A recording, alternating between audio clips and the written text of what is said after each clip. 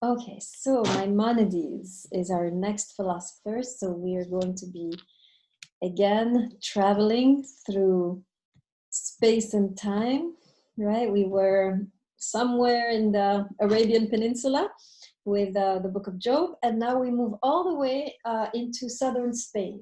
And we move in space, and we also move in time. We are now in the Middle Ages in the 12th century, so we are now entering a totally different epoch, totally different way of thinking.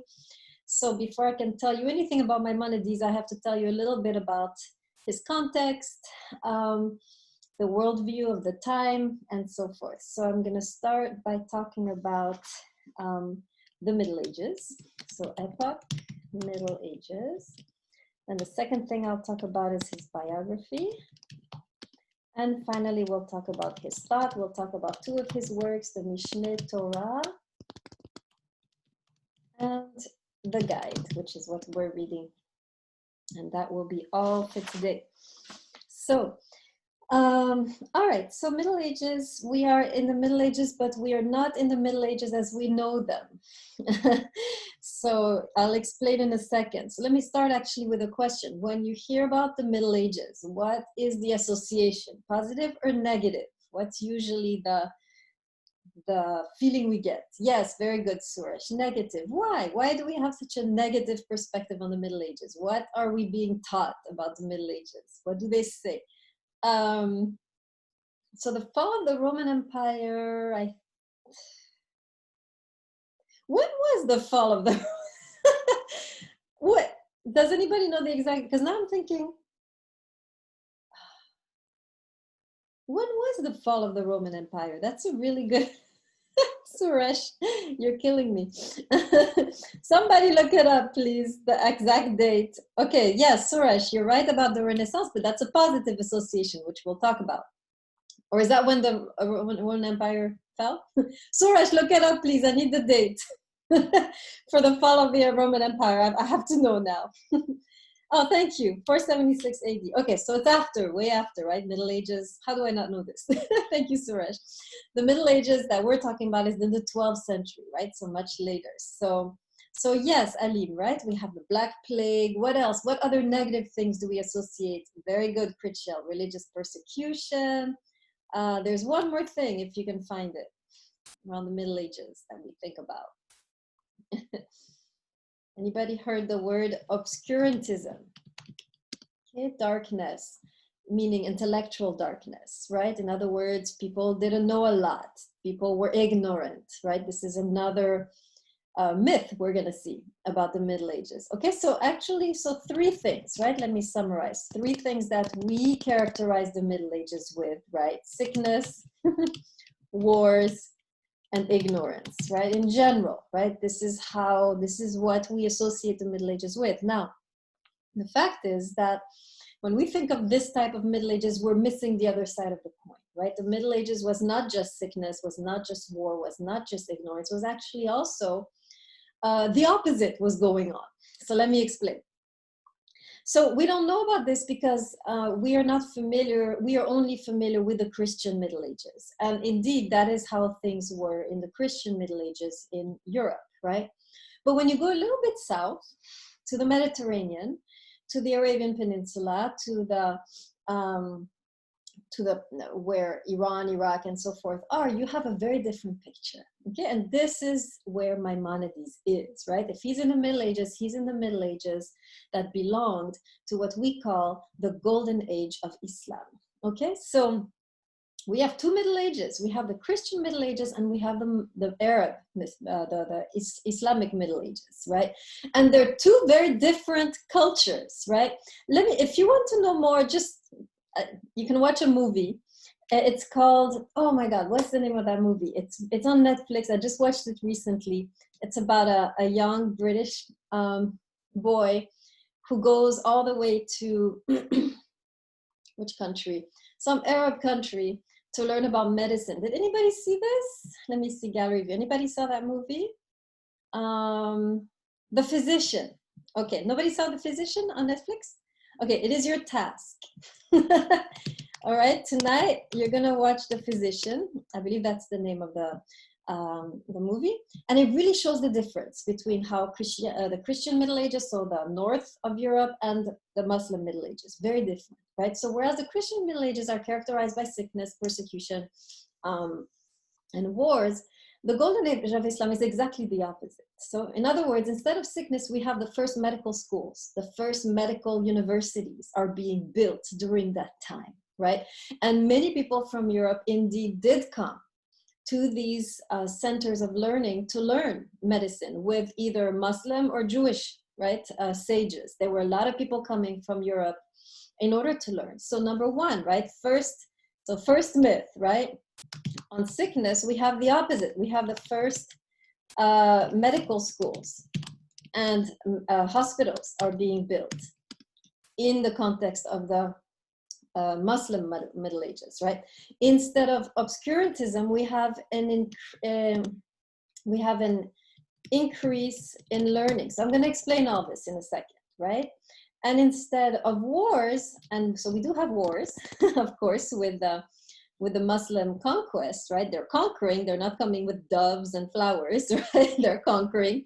But there was a tradition in the context of the Muslim empire of tolerance and respect. It wasn't always followed up, but in general, right? If you were Jewish or Christian, you could live there. You could keep your religion. You didn't have to convert. You could assemble, which wasn't the case in the Christian context, right? So you have a very different picture when it comes to the Muslim Middle Ages. Now, I forgot to tell you a little bit about the scope of that empire, right?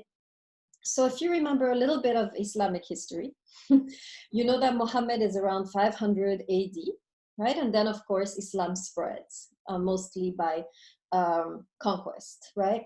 So it spreads. So Muhammad is in the Arabian Peninsula. That's where he emerges, right?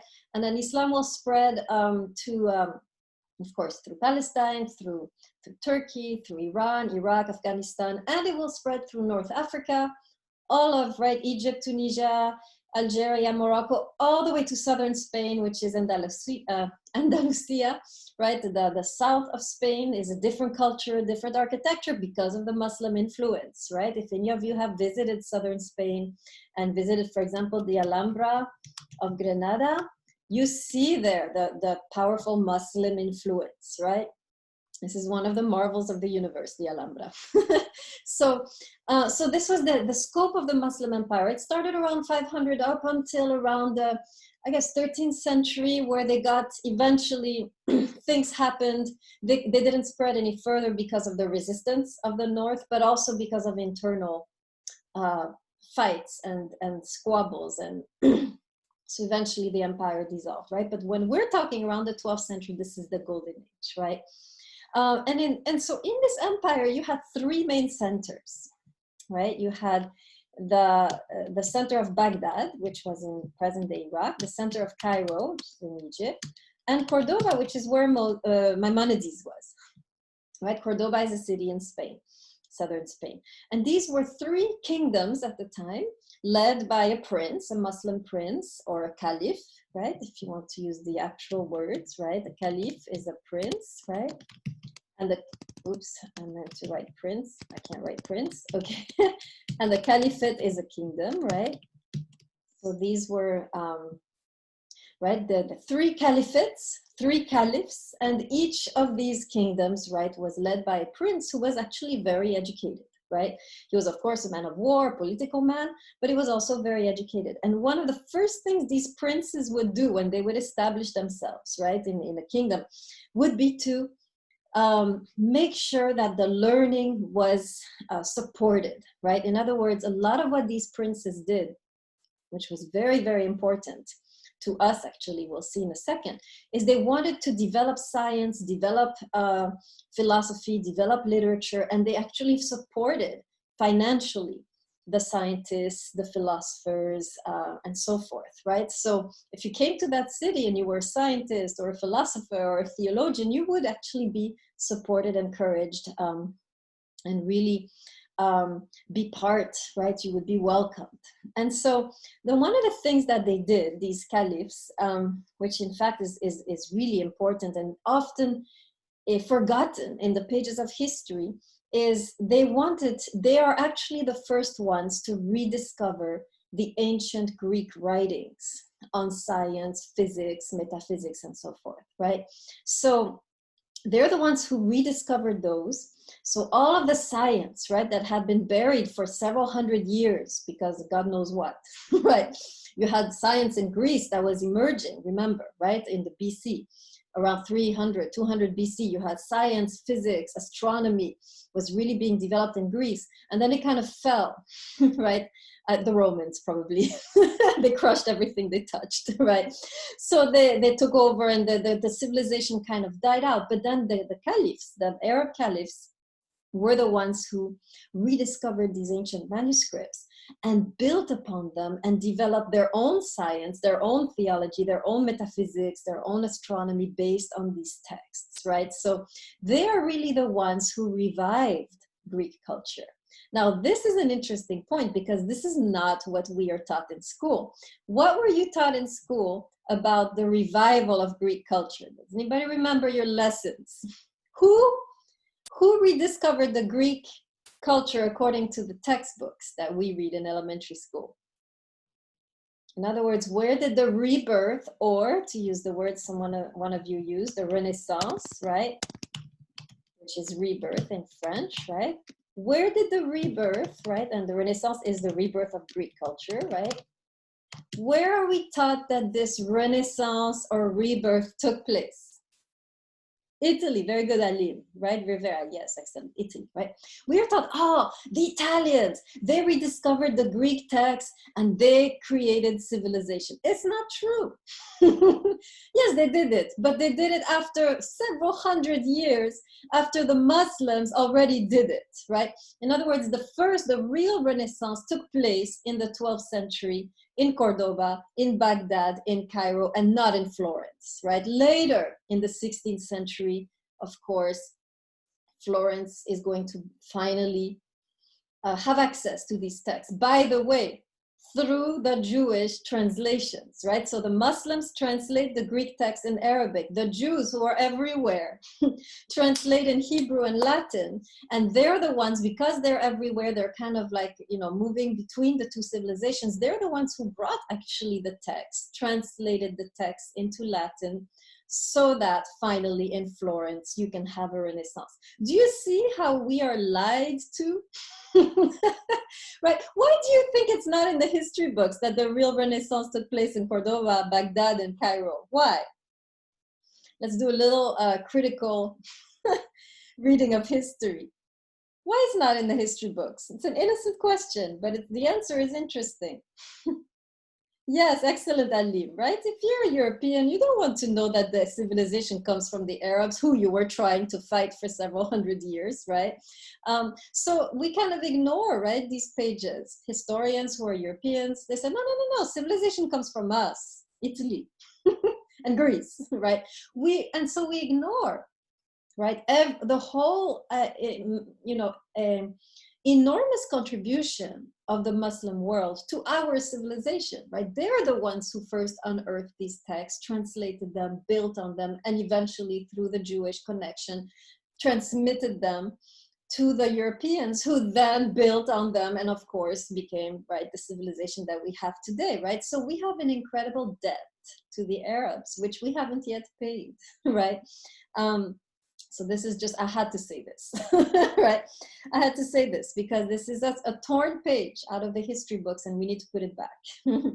So Maimonides is, of course, living during this time, right? So this is the other side of the coin. So the golden age of Islam, the Muslim Middle Ages are very different. So 3 points, make sure you remember, right? Number one, you have more tolerance. Number two, you have,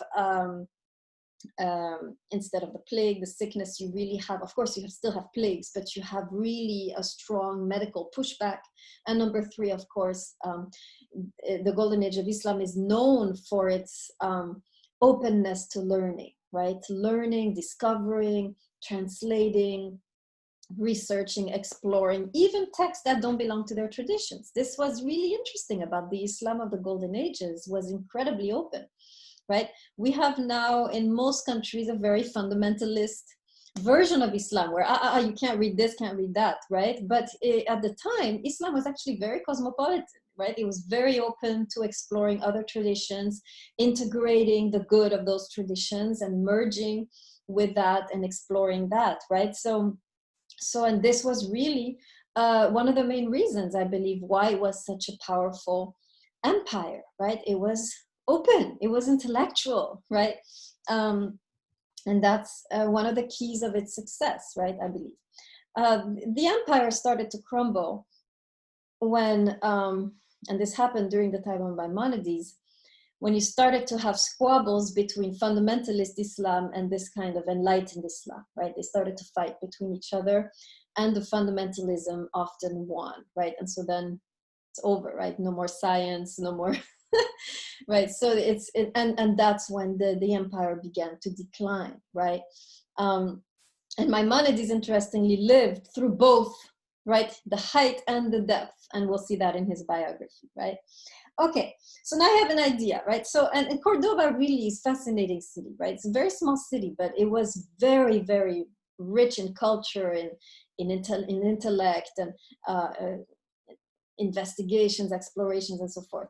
And actually, when Maimonides was living in Cordoba, you had another very famous Muslim scholar called Averroes or Ibn Rushd, depending on how you want to say it, right?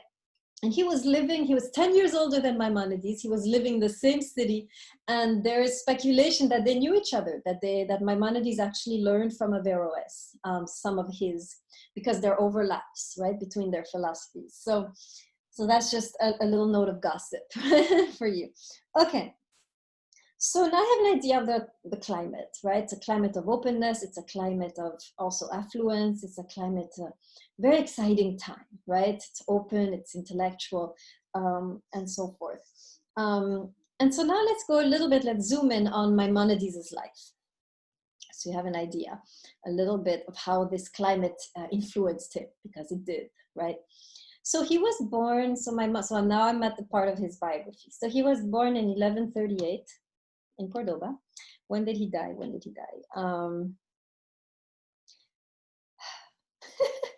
don't have the dates for his death. Someone Google this for me, please, I beg you. Thank you. All right, yeah, thank you. I need to write this down so I don't have this moment again. Okay, so 1204 he died. Okay, thank you. All right, very good. So 1138 to 1204. Excellent. Okay, so he was born in Cordoba, which we already know what kind of city that was, right? It was a crossroads. You had people from all over the world. You had Muslims, Jews, Christians living side by side. You had a lot of, it was an intellectual capital. There was a lot of science, music, literature going on there, right? And so he's part of this, right? So Maimonides himself is going to be incredibly open. And you will see as we study his philosophy that he is actually just like his Arabic counterpart, Averroes. He's preaching a kind of, he's preaching the importance of studying philosophy in order to be a good Jew or a good Muslim, right? So just like Averroes, he's saying philosophy is not against religion. Philosophy actually enriches your spiritual journey. And this is kind of unusual, right? He's just like his counterpart, Averroes, right? They're saying to really be a Muslim or a Jew, you have to step out and appreciate the learning of others, even if they're pagans. So we'll come back to this idea, but this already gives you an idea, right? He's open-minded. He's taking risks, right? He can be shocking if you really read him correctly, right? Because of his kind of openness, right? So he grows up in Cordoba until he's around a teenager, right? And maybe that's when we can speculate that he knew Averroes as a teenager and kind of learned from him a little bit. Averroes was 10 years older. So, and then of course, around 1148, so in the middle of the 12th century, you have what we call an invasion of a tribe from North Africa, a very fundamentalist tribe, which was, very kind of preaching a very purist form of Islam. They invade southern Spain, and they're called the Almohads. So if you're Spanish, this is easy to remember. I believe it means pillow, Am I right, Spanish speakers? Almohad, pillow? Where are my Spanish? Where are my Spanish people? Who speaks Spanish? Speak up, Cruz. Is it pillow? Unmute yourself. Somewhat pillow. I can hear you. Right here. Okay. Yeah, in Spanish, I say almohadas, so. Almohadas. Okay, close, close. Okay. A lot of Spanish words, by the way, right, come from the Arabic because, right, Spanish was merged, right? For a long time, Spain was under Muslim rule. So you have a lot of Arab words, right, that have come into the Spanish language, have been a little modified, right?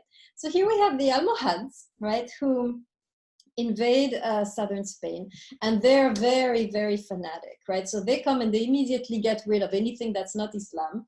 They start to burn all of Aristotle's books, including everybody who commented on Aristotle, not them, the books, right? Only the Inquisition burns people, right? These guys, they were burning books. And so they burn Averroes's books also. And they really, right, they want to have, so of course, anybody who's, you know, not on their page have to leave, right? Averroes leaves, Maimonides and his family leave, so they have to leave, and they end up kind of circling in southern Spain, trying to, you know, going from city to city, and each time it gets, you know, a little tense, they move to another city. They do this for about 10 years, and then eventually end up in the, and it's funny, I've always wondered why his family chose to do that, but they end up in Fez in Morocco, which is exactly where the Almohads came from. It's their what do you call it, is their, yeah, it's their center, right? So they go right there in the hornet's nest. And actually it's a good move because, I mean, of course, like I told you, in Islam, Jews are tolerated, right? They're not persecuted like under the Christian rule, right? So they're tolerated. So they move there, they're tolerated. And Maimonides, this is where he actually learns to become a doctor. He becomes a medical doctor there. He studies medicine in that prestigious city, right? Things get tense again, so they move. Stay a short while in Palestine, which is not very populated at the time. It's a little backward, right? And then they move eventually, and that's where he settles finally in Cairo, right? Egypt. And in Cairo is really where he's going to do most of his writing. And it's crazy that he finds time to write, actually, because in Cairo, he very quickly finds a job as the physician of the caliph, actually, right? He's immediately noticed for his skills, or maybe even recommended, and he ends up working for the court, for the king, for the prince, right? So he's the court physician for the whole day. And then he goes home, right? So this is very busy day, right? He arrives early in the morning to serve the court, and then goes home. And there, when he goes home to a village on the outskirts of Cairo, all the sick people of the village come to him. So he's also kind of like the family doctor there, right? So he sees all of the sick patients of his village. And then finally around 9 p.m., he can rest and he can eat, right? And finally then around 10 p.m. he can write. And that's how and so he writes as much as he can until the next day where he has to start again. We know these details, I'm not inventing. We know these details of his life through letters, right? Correspondence that he had between him and other people. So in one of his letters, he writes about his schedule, right? So incredibly busy schedule, but he still finds time to write. See, there's no excuse. There should always be time to study. No matter how hectic your life, if Maimonides could do it, you can too. So yeah, so that's when he writes, right, the Mishneh Torah, which we'll talk about, the Guide for the Perplexed, and all of his other books, right, as well as many, many letters, right, that people had questions, theological questions, and he would respond, right, how to live as a Jew under, right, foreign conquest. How do you stay faithful? Different questions like that, right, he's talking about. Okay, now we're ready for his thought. Any questions so far?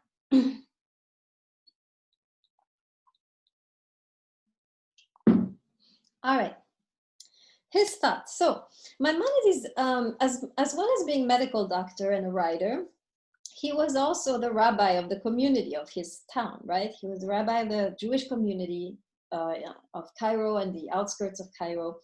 So he had quite a task there, right? And he started to notice in his community that there were two kinds of Jews, right? there were the enlightened Jews who were reading Aristotle and who therefore would look at the scriptures and be like, what is this primitive document that we have to study, right, or memorize? And then you had the simple Jew who could not read Greek and was just following simply the commandments and living a faithful, kind of innocent life of a Jew, right? And so you notice these two kind of people. And he thought, I need to be able to reach both, right? I need to be able to shepherd both. So he wrote two books.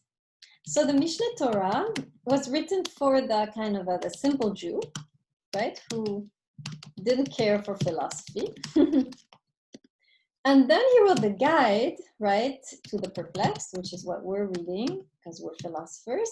He wrote that for the Jews who were also, right, reading philosophy and had questions. Right, so they would read philosophy. They would read Aristotle, who was, he was the authority at the time, right? Kind of like Einstein today, right? He was the authority at the time of what the physical world looks like, science and philosophy. He knew everything. Aristotle has written on everything. So they would read Aristotle and be convinced by his argument, and then they would look to the scriptures and see like all kinds of contradictions, right? Like, Aristotle would say one thing about the structure of the universe, and they would look in scripture and be like, no, that's it's contradicting what Aristotle is saying, right? So they start to doubt the scripture. They're like, well, Aristotle makes sense. There's no argument. Why should I believe the scripture? Why should I keep on following the Bible, right, when there's so many contradictions? By the way, today is the same debate, right? You have science, right, telling us certain things about how we came about as a species and about the structure of the universe. And then in the Bible, you have texts like, the four corners of the earth, meaning the earth is flat, right? Or you have texts about the creation, right? There's no evolution. And so many people are kind of like, well, this seems like a archaic, right, document that we need to discard because science clearly makes the better argument. This was the issue, right, of these kind of Jews. Respler, go ahead. I just have a question. You were saying that he wrote two different books for the two kinds of people, right? But don't you think that at least like kind of the way that I always thought about it was that he kind of wrote two books for each person obviously needs to use both books in like different magnitudes, like they serve entirely different purposes, and like you do need to understand like the laws and like what he did in writing the Mishneh Torah, and also a little bit of like the philosophical explanation of like how you merge the scientific and religious worlds. So you speak already as an enlightened Jew, right? So you already, right, because you've dabbled in, modernity and so forth. So you have to read both, right? At the time, these guys had not even, some of the Jews didn't even read Greek. They had no knowledge of Aristotle, right? So, and Maimonides himself, right, he does say, yes, ultimately we should all study philosophy, right? But he understands that not everyone has the time to do so. So you're right, he did, ideally, right, you would keep the rules and, learn, right, further, go deeper in your knowledge. But he knew that many people were workers, laborers, they didn't have time to study Aristotle. So he said, okay, Mishneh Torah, this is enough for you. Now, of course, if you want to go further, yes, you keep the Mishneh Torah, and then you also go, so you're right? Ideally, you would do both. But if you can't, it is enough that you do the Mishneh Torah, which I'm about to explain. Does that make sense, Respler, a little bit, what I'm saying? Yeah. Thank you. Okay, good. All right. So, let's go into the two texts, right? So the Mishneh Torah is actually, if you want to have a definition, it's really, in a way, you could call it the Talmud, with no disrespect intended, the Talmud for dummies.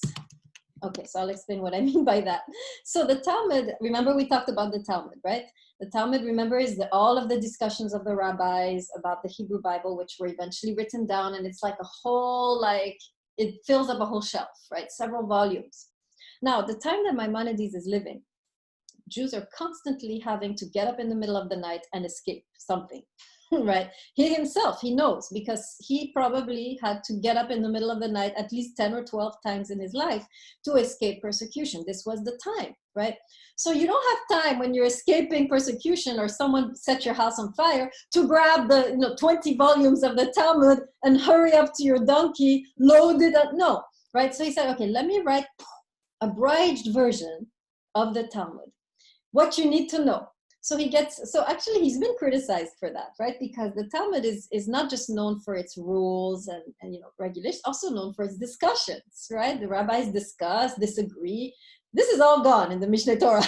Mishneh Torah is boom, Talmud for dummies, or a concise, abridged version, so that if something happens to your house, you can grab that and you at least have that with you, right? So it's kind of a compiled, abridged version of the Talmud. But of course, he's criticized because he's getting rid of all of the debates and all of the different discussions, which is also part of the richness of the Talmud, this idea that truth is constantly being debated. It's constantly evolving. You can't just say, this is it, right? The Talmud is constantly open-ended. This is one of the beauties, I think, of Judaism, is that it's open-ended. There's always room to grow and add to the discussion, right? So in the chat, yes, Leon, like a mini version of a Bible. Very good. There was a question from Milgram. Go ahead, Milgram. Aren't they supposed to coexist? Because the Talmud doesn't actually give definitive laws. Isn't the point of the Talmud the conversation, and then the point of what the Rambam wrote, actually, okay, you're living in society, what do you actually do? Yeah, that's the problem, right? The Talmud, the beauty of the Talmud is the ongoing discussions that we need to also continue, right? This is the idea. By getting rid of the discussions and just saying, okay, here's a summary of how you should live as a Jew, he's kind of, right, impoverishing in a way, a little bit, the Talmud. Is that what you were saying?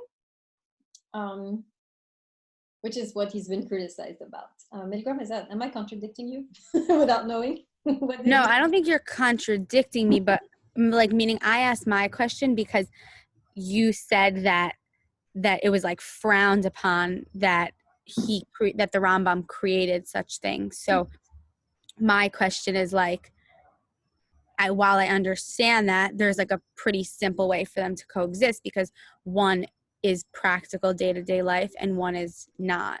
Yeah. So I guess I'm wondering what exactly the argument and why it was so frowned upon. Oh, it's just frowned upon because he's clearly making a summary of the Talmud, right? Which becomes the new authority because it's the Rambam, right? So, and they're saying, well, wait a second, right? You can't, not everyone frowns upon him, by the way. Just a little minority of people are saying, what are you doing? You can't summarize the Talmud, right?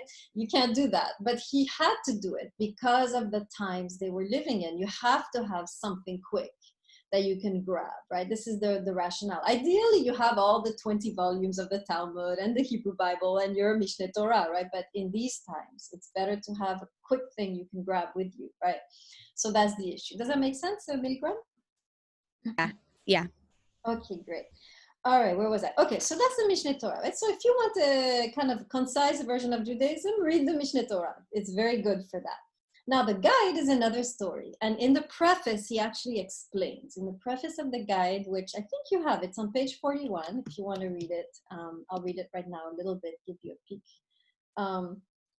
He says this. He says, I have written this book, right, for the people who are torn between science and their faith, right, between Aristotle and the scriptures.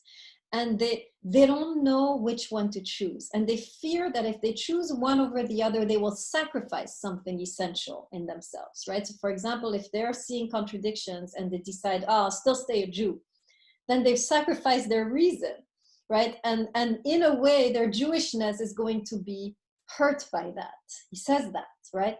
Or they say, well, I sacrifice my faith and choose Aristotle. They're also sacrificing something, right? So he's saying, I want to write this for them so that they know that these two schools of thought actually don't contradict each other. That will be the main argument of the guide, to show that Aristotle and the Hebrew scriptures at bottom don't contradict each other, right? Let me read you a quote where he explains what I just said, right? This is on page 41. So he talks about the believer who is reading Aristotle. And he says this believer will fall into confusion and be faced by a dilemma. Either he follows his reason and rejects the Bible, right? Those expressions as he understands them. Then he will think that he's rejecting the dogmas of our religion. So either he follows his reason and rejects the Bible, that's one path, or he continues to accept the Bible in the way he has been taught and refuses to be guided by his reason, right? These are the two paths. If you're torn, either you reject the Bible and follow science, or you reject science and follow the Bible. But then he says this person will turn his back on his own reason, right? The person who rejects Aristotle, right? He says that is not good either, he says. Because this person who has turned his back on his own reason, and yet he cannot help feeling that his faith has been impaired. In other words, this is so profound. He's saying, if you turn your back on your reason, your faith will suffer. Let me write this down because this is something we often forget, right? If we turn our backs, this is what Maimonides is saying, right? On our reason, our faith actually will also suffer. So there, and we'll see why when we study Maimonides, because for Maimonides, faith is actually connected to reason. If your reason is not good, your faith is not going to be good either, right? So he's saying this, that actually when he turns his back on his reason, he cannot help feeling that his faith has been impaired. And he will continue to hold those fanciful beliefs, although they inspire him with uneasiness and disgust, and he will be continuously sick at heart and utterly bewildered in his mind. So such a person, right, who rejects his faith, who rejects reason, right, he will always feel, right, his faith will suffer and he will be continuously sick at heart. So he understands, right, the temptation to reject reason for the sake of faith. Right? This is the good Jew who's like, no, away from me. I'm going to remain a good Jew. But he says, actually, this is not good for you. Don't think you're doing Judaism a favor by ignoring your mind and your reason for the sake of faith. Because if you ignore your mind, you are also destroying your faith. And we'll see how the two are connected as we get into the text, right? So whole goal of the guide is to reconcile the two, reason with faith, right? And so he's really going to make, as you read the text, you'll see he's alluding to Aristotle, developing what Aristotle says, and then saying, well, actually, Hebrew Bible says the same. Here's how you can know this and so forth. So, but this is not the best part. For me, the best part of the guide is this guiding thread that's in the text. Throughout every page, you see it. And it's the idea, and make sure you write this down because this is very important, right? This is the idea that you can't truly understand scripture unless you have a philosophical mindset. In other words, scripture, so let me say that again, right? Or maybe I'll even write it down, right? According to Maimonides, right, you can't fully understand scripture unless you have first gone outside of scripture, right? And read philosophy and other scientific texts, right? This is, in my view, the main contribution of Maimonides, right? And I'll give you an example in a second, but for now, I'll just say, right? In other words, for Maimonides, if you just read the scripture with no outside education, you're going to see you're just going to read the surface, and you're going to read kind of scripture on a very low level, right? And you're not really going to get to the depth of it, right? And so for Maimonides, you actually have to take a step out of your faith. Go and study everything else. And when your mind has been fortified and expanded and you come back to the scriptures, you're going to see something spectacular that was always there, but you could never see it. And there you will see that actually what you learned outside is found within the text. Okay, Respler. Don't you think that also goes along with what we were saying in terms of like Job and everything that he had to go through, that his simple perception of God wasn't sufficient. He had to understand a more like nuanced explanation of and connection with, like, create that more nuanced connection with God by understanding like his nuance in being. So I think that's that the two sources kind of like back each other up in that sense of like, you kind of, it's incredible to have like a simple explanation of religion and like whatever, but like sometimes like having it be challenged and still like finding a way to make it work and finding a way to synthesize two processes like makes it even like deeper and stronger. Absolutely, right? Just like Job, right, had to expand his consciousness, right? Expand his vision of God. And for Job, it's not, learning philosophy, it's suffering, right? Suffering also has a way to expand our consciousness, right? By the way, just to give you a side note, in the sacred language of the Hindus, in Sanskrit, right? The word for suffering is the same word as the word for wisdom. So interesting, right? Just a little parentheses, right? So Job had also to expand his view, and of course suffering did that for him, and then he could see God in a broader way, like we saw, right? So this is the same idea. Yes, you're right, it's the same tradition that you have to expand your mind if you really want to understand the scripture in their depth, right? And according to Maimonides, it's not, unlike Job, it's not so much suffering as learning other traditions, right?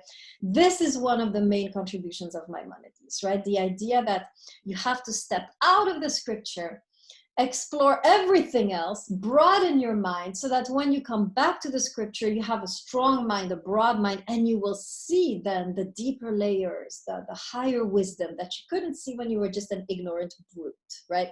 Does everyone understand this point? This is very important. Wave at me if you do. Okay, great. Okay, so I'll give you an example. I'll give you an example for how we did Job, right? So first reading of Job as a complete ignorant, right? You read Job and what do you understand? What's the main lesson if you read Job just from an ignorant standpoint? What's the lesson you draw? Which is the lesson that most people draw from the book of Job. What's the obvious that we kept on fighting against? What's the false up? No, Critchell. I mean, you're right. That's one of the, superficial readings, right? But I'm talking, that's something we should explore. Yes, I mean, you got me by surprise, Critchell. What's the other lesson? that God didn't reply back to Job? No. The lesson of the believer, not the lesson of the skeptics that you are. If you're a believer and you read the book of Job, what's the lesson you get?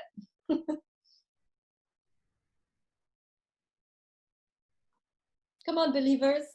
Yes, thank you, Critchell. Okay, the lesson, the average believer, not the skeptic. Skeptic reads the book of Job and he's relishing in the way that God is a jerk, right? Doesn't answer you. But if you're a believer and you read the book of Job, you're going to see, oh, okay, if I stay faithful, I will be rewarded. And rewarded how, Critchell? What's the reward of the just?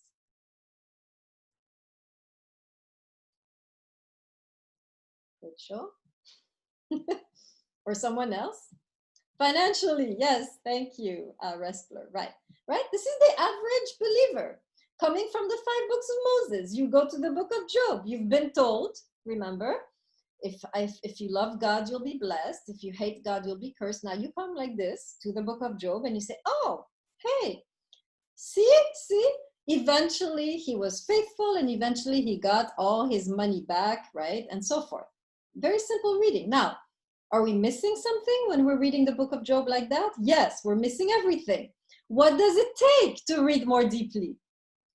What do you need to be capable of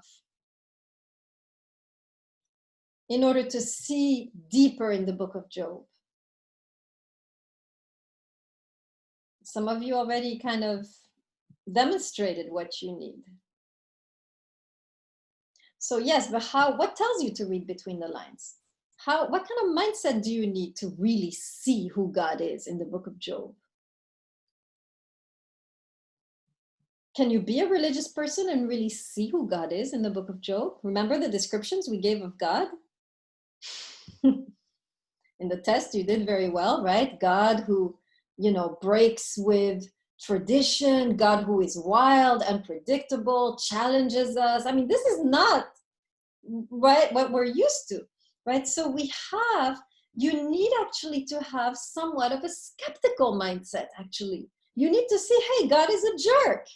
Now let me see if I can go deeper, right? You need to actually be capable of asking questions, capable of having a critical mindset, capable of, really being skeptical about what is going on, and cynical enough to see that there's more going on, right? So you see how, in a way, right, you need to, in a way, have also a sense that the true value is not material. And this, by the way, is one of the main lessons of philosophy, ancient philosophy, right? The ancient philosophers, the main teaching was, true happiness is not wealth. True happiness is serenity or detachment or peace, right? This is what the ancients taught, right? Even during the time of Job, right? This was typical philosophical teaching. True wealth is not material, it's spiritual. So once you come now with that mindset, you go back to the book of Job and you're like, no, it can't be just, this is simplistic. And you see then more deeply what is going on between the lines, that the true reward of Job was not wealth, but it was the transformation he went through. Are you following the circuit? Right? You start as a believer, you go out and do philosophy and learn, more about the spiritual values. You learn that the highest value is spiritual, not physical. Now you go back in the text and you can see a lot more than before. Am I making sense? You can put your hand in the screen if you're seeing. Okay, so that's the idea, right?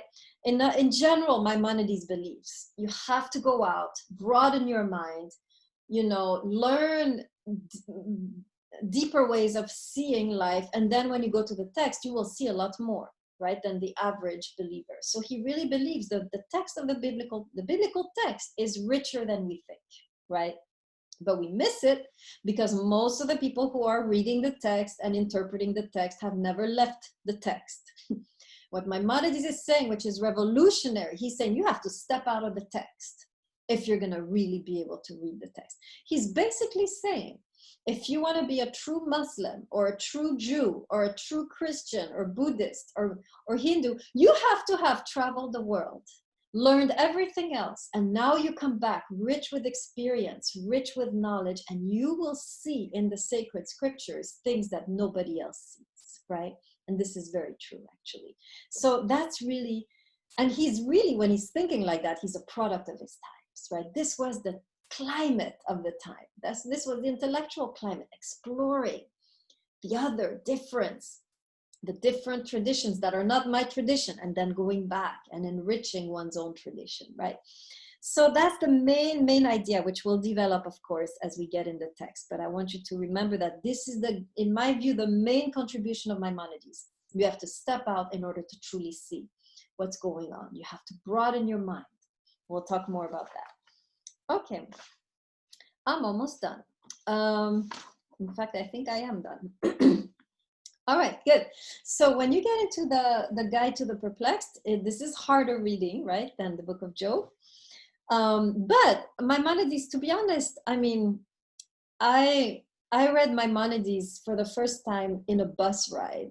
It was a very long bus ride. You know those buses that are supposed to go from city to city, like Greyhound? How many of you have taken one of those? Hell on wheels, right? I was in it and I was thinking, I'm not of the age anymore to be traveling like this. I'm like, this is the last time I'm in a bus. It was supposed to be 4 hours, ended up being 10. But yeah, I had Maimonides, I had the guide. I read the whole guide in that journey. And it was just such an amazing experience. I really encourage you. This is what I gave you is an abridged version, it's a tiny thing. It's a big book. Try to read it, because there are moments, of course, a lot of the times he's just arguing with Arab philosophers, with Aristotle, but there are moments where it's like a cathedral in terms of the way he thinks. You feel like you're entering a cathedral, right? Or the Alhambra, or a beautiful mosque, right? And there's like moments of absolute mystical light, right? He has mystical moments where it's like he's having an epiphany. And then he goes back, right? The grind, trying to argue and show there are no contradictions. But there's these openings, right, that are so fantastic in the book of The Guide to the Perplexed, that I would really suggest, if you have time, and if you kind of like Maimonides, try to read the whole book, but read it all, right? Read it like for a whole week or something, and really experience these moments of, right, these moments of light where Maimonides is a kind of frustrated mystic, I think. He's trying to be rational, but he has these moments, these visions, right? He has these visionary prophetic moments that he has to constantly repress because he's trying to be a philosopher, but they come out. So you have like this deep argument back and forth, and all of a sudden you have this explosion of light where he's actually being almost prophetic, visionary, like really like a mystic, and then he goes back, right? So I really encourage you, if you like him, try to read the whole book because it's really an experience. So good. Any questions on anything I said on Maimonides? Great. All right. So if there are no further, I'm going to stop the recording.